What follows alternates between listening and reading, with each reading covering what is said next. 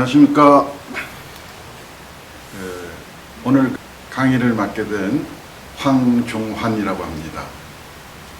강의에 앞서서 저 개인에 대한 간단한 소개를 드리고 10가지의 현장 그런 지식농업 사례를 중심으로 여러분하고 저희의 경험과 지식을 공유하는 그런 시간을 가져보도록 하겠습니다. 그래서 공유의 가장 중요한 것이 자기를 오픈하는 것에서 제 소개를 간단하게 하도록 하겠습니다. 제가 왜 오늘 현장 지식농업이라는 이런 것을 강의를 하게 됐는가에 제 인생 배경을 설명을 간단하게 드렸습니다. 그러면 지금부터 이론은 저는 별로 관심 없겠습니다. 실제 있었던 그 사례를 제가 참여했고 제가 관여하면서 또 성공도 했고 또는 부족한 것도 있었지만 이것을 여러분들하고 공유함으로써 여러분의 하시는 다양한 분야의 사업들에게 또는 이런 것을 담당하는 지자체나 중앙정부의 공무원들이 또 생각할 수 있는 그러한 계기가 되는 것을 기대를 하면서 이야기식으로 여러분과 가볍게 풀어갔으면 좋겠습니다. 그럼 첫 번째, 유형별로 10가지입니다. 우선 첫 번째가 지역마다 청년 귀농 또는 뭐 신중년도 있습니다만 하여튼 청년 귀농 정책들이 아주 굉장히 지역마다 필수 요건을 하고 있는데 거기에 몇 가지 사례를 우선 시작을 하겠습니다. 자, 두 번째 유형으로 하겠습니다. 이것 또한 도시의 그런 벤처 청년을 어떻게 지자체로 끌어들일 수 있는가 이런 사례를 발표하겠습니다. 이것은 우리 경남이죠. 경남 함양의 마천면에 우리나라 3대 옷나무 주산지가 있습니다. 제가 사실은 함양군에 물레방아 캐릭터 작업에 참여를 했었습니다. 제가 그걸 하면서도 단순한 캐릭터의 어떤 법적 보호를 넘어서서 이것이 함양군만의 부가가치 있는 그 상품 소재나 비즈 모델이 어떻게 될 것인가를 관심을 가졌어요. 그러다가 우연히 마천면이 온나무 주산지라는 것을 제가 알게 됐습니다. 여러분들 청년이 됐건 중년이 됐건 노년이 됐건 이 사람들이 지역에 있을 때 관심 있는 것은 단순한 거주지라든지 지원금이 핵심이 아닙니다. 자기가 지속적으로 일을 할 수 있고 비전을 줄 수 있는 그 지역만의 독특한 것이 뭔가 여기에 초점을 둔다는 걸 잊어서는 안 됩니다. 그런 면에서 아까 정선에는 곤드레 나물이었다면 함양에는 특히 마천면의 온나무 단지가 그 원천 소재입니다. 그래서 이 함양의 옷단지에 대해서 제가 그 당시 군수님이 천사령 군수님이셨는데 아주 제가도 고맙게 생각해요. 내가 군수님께 이 마천면에 옷을 그동안엔 옷딱 요리만 이렇게 했는데 이것을 함양군만의 차별화된 향토 지식산업으로 한번 만들어 봅시다. 처음부터 국내외 새로운 관점에 의해서 새로운 그로컬 사업으로 한번 만들어 봅시다를 제안을 했어요. 그랬는데 함양 군수님이 아주 적극적인 동의를 해주셨습니다. 물론 제가 이런 것을 제안을 할 수 있었던 배경에는 1996년도에 강원도 원주가 우리나라의 최초의 옷산업 특구로 지정됐는데 그 옷산업을 발굴하고 작업을 다 수행한 사람이 제가 관여를 했기 때문에 이런 것이 가능했던 것 같아요. 그래서 대신 함양군은 처음부터 고급의 유럽의 명품 가죽이나 가방, 액세서리 같은 그런 명품 시장으로 하자라고 얘기를 했었습니다. 그래서 함양 군수님께서 아주 흔쾌히 도와주셔서 그 당시로는 3억이나 출자를 하는 이런 놀라운 그 제3섹터가 이루어졌죠. 제3섹터라는 게 그런 겁니다. 그 외부의 기술, 그 다음에 지자체의 어떤 재원, 그 다음에 그 지역의 뭐 어떤 독특한 자원, 이런 것들을 지역에서 이제 별도의 법인화, 그러니까 완전 개인도 아니고 지역과 연계된 이런 것을 제3섹터라고 하는데, 그래서 여러분한테 좀 말씀을 드리겠습니다. 제가 군수님의 그런 그 동의를 받고 나서 팀을 꾸려서 57 산업은 일본이 우리보다 굉장히 뛰어났습니다. 그 당시에. 그래서 특히 옷 추출이나 정제 기술은, 그러니까 우리나라의 옷 추출액이 일본에 가서 정제해서 다시 들어오는 그런 구조였습니다. 지금 많이 발전이 됐다고 그러지만 전체적인 옷 산업은 일본이 우리보다 상당히 높은 수준인 것은 사실입니다. 그래서 옷을 영어로 표기하면 저펜입니다. 저펜. 오칠. 그러니까 일본이 옷 산업의 오칠의 대명사가 저펜으로 한다는 것을 우리는 인정할 건 인정해야 될 겁니다. 그 다음에 명품 가죽 시장은 유럽 시장입니다. 그 다음에 마지막으로 그 정제된 옷액을 가죽에 적용시키는 기술은 우리나라를 중심으로 제가 정밀 조사를 했었습니다. 작업한 지 딱 3개월 만에 가죽 그 옷 추출액을 이용한 가죽 적용 기술로 공학학 박사 학위를 받은 김인숙 박사를 제가 만나서 제 계획을 얘기했더니 아주 흔쾌히 동의를 받았습니다. 그러지 않을 수가 없을 겁니다. 젊은 사람, 이런 뭔가 벤처적인 정신이 있는 사람에게 이런 제3섹터와 같은 제안은 그 사람에게도 두 번 있기 힘든 그런 그 기회입니다. 그래서 탄생된 것이 함입니다. 그래서 지역의 협동조합, 여기서도 분명히 우리가 알아둬야 될 게 함양의 마천면의 옷단지라는 이러한 원산지, 원료에 대한 원산지가 바탕이 되고 거기에 도시 벤처 청년과 지자체가 지식재산과 자본이 저희들 같은 뭐 전문가들의 도움을 받아서 이루어진 그런 것입니다. 다만 제가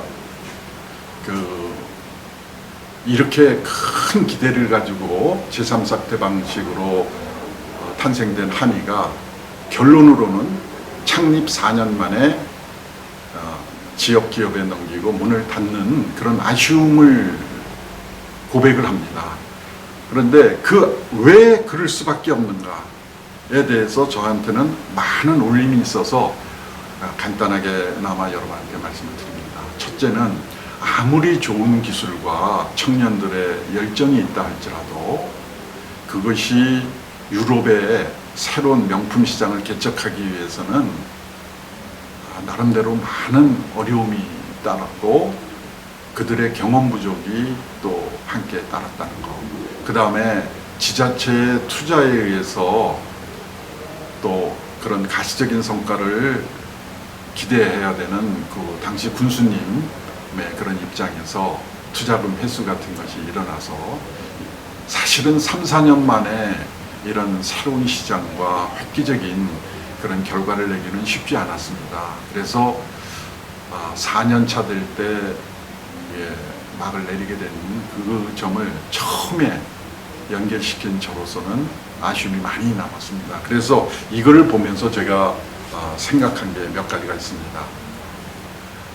물론 지자체의 적극적인 그 인프라 지원이 필요하겠습니다만은 젊은 사람들만의 핵심 경영진 요 한계를 넘어들기 위해서는 그 좀 나이 드신 경험 많은 또는 신중년들의 자문, 연계, 그 다음에 기술, 또 뭐 마케팅이나 이런 거, 그 다음에 더 나아가서 마을 공동체, 마천면의 마을 공동체 사람들하고의 협업이 처음부터 있었다면 이 어려움을 좀 극복하는데 큰 도움이 되지 않았을까, 저는 그런 생각을 합니다.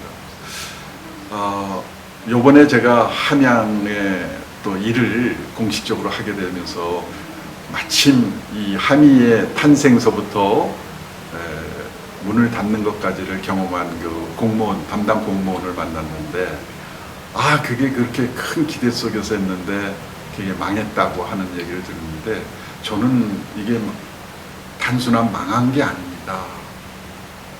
어떤 최첨단의 또 어떤 그 뛰어난 사람들이라도 일정 시간이 걸릴 것이고, 이러한 제3섹터와 같은, 그러니까 단순히 젊은이라고 해서 여기 시설 줬다는 게 아니라 정말 질 좋고 퀄리티 있고 그러한 그 도시 벤처 젊은이들이 하나가 왔을 때는 서너 명이 함께 온 겁니다.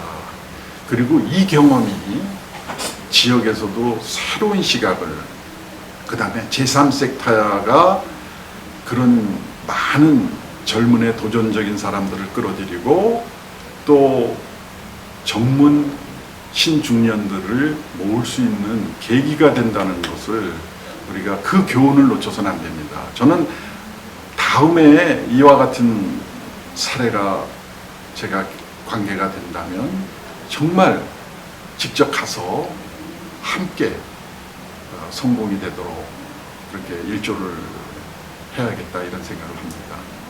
네, 이게 그 청년들의 귀농과 관련된 두 번째 사례입니다. 여러분들 이 부분 함의와 관련돼서도 많은 의견이 있을 수 있다고 생각이 됩니다. 저도 계속 그런 의문을 가지고 있습니다. 함의에 접대 그 박사과정을 했던 그 기술은 누구 거고, 그건 어떻게 됐을 거고, 지금은 뭐한가, 서부터 그 다음에 유럽에 새로 그 가죽, 명품 가죽이나 이런 데 적용됐던 이런 거는 또 어떻게 되고 있나. 하여튼 여러분들은 최고 경영자 과정에 있는 분들이기 때문에 타산지석으로 생각하시고 많은 생각을 하시기 바라고, 또 지역에서의 이런 그 청년을 유입하는 공무원들도 정말 다시 한번 이 부분에 대해서 생각을 좀 해보는 계기가 되기를 바랍니다. 제가 실제 계획에 참여하고 느끼고 또 실패 또는 성공 경험을 하면서 한 것을 지금 정리를 하고 있습니다. 그래서 강의를 하자면 정말 하나하나 또 숨어있는 많은 얘기가 있을 수 있습니다. 하여튼 제가 이 줌이라는 새로운 환경에서 여러분들하고 이렇게 소통을 할 수 있는 그런 그 현장이 이게 굉장히 중요하다고 생각을 하고요. 여러분들한테 시간이 제한되어 있기 때문에 제가 양해를 바라고, 제가 작년에 이런 책을 썼어요. 향토 지식재산 세계로 미래로. 예. 그러니까 우리 지역마다 지역의 차별적인 것이 세계적인 거다. 그러니까 우리만 생각하지 말고 도농, 그 다음에 해외까지. 그래서 저는 요즘에 향토라는 말을 글로컬이라는 말로 브랜딩을 다시 하기로 했어요. 그래서 우리 지역 단위로 한 이 사업이 해외로, 그게 세계적인 거예요. 개인으로는 힘들어요. 지역 단위, 지역 공동체가 주체가 돼야 됩니다. 그래서 이런 책도 냈고요. 그 다음에 여러분들을 돕기 위해서 사회적 협동조합이라는 아까 지식공유 상생 네트워크라는 것을 제가 지금 전문가들이 모여서 운영을 하고 있습니다. 여러분들도 모두에게 오픈되어 있습니다.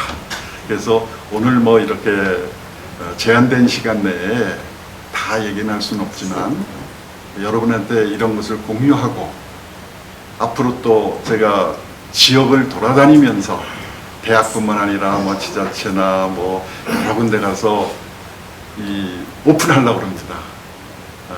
그래서 우리가 함께, 이제는 혼자 가는 거 아니라고 했잖아요. 그렇죠? 정말 멀리 가려면 함께 가라고 그랬죠. 그 다음에 가장 지역적인 것으로 도농을 넘어서서 국제화까지 이런 게 필요합니다. 그래서 혼자 개발해서 혼자 한다는 이 생각에서 이제 좀 벗어나야 됩니다. 요번에 그 코로나가 강제적으로 우리들에게 많은 것을 요구했잖아요. 저는 요즘에 참 부족하지만 이런 계기도 고맙게 생각을 하고 요즘에 메타버스와 뭐 NFT라고 하나요? 그것도 공부하고 있습니다. 정말 공부는 평생 해야 될 것 같습니다. 다만 현장 중심으로 이렇게 했으면 좋겠습니다. 하여튼 시간이 좀 제한이 돼 있고 그래서 이 정도로 일단 강의를 마치고 혹시 뭐 질의응답할 게 있으시면 좀 해주셨으면 좋겠습니다.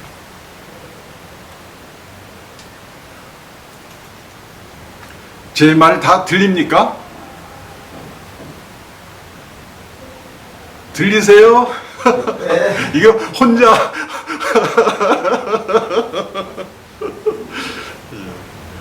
아니 저는 이거 하면서 제가 처음 뭐 기획 단계에서부터 쭉 했기 때문에 그것도 뭐 5, 6년 막 6, 7년 이렇게 했기 때문에 숨은 이야기들이 참 많이 있을 수 있는데 여러분들이 좀 각기 처해진 입장이 다르니까 다양한 질문이 있거나 그러면은 아주 다양하게 좀 얘기를 했으면 좋겠다 기대했는데 역시 그 줌 앞에서 하니까 한계가 있긴 있네요.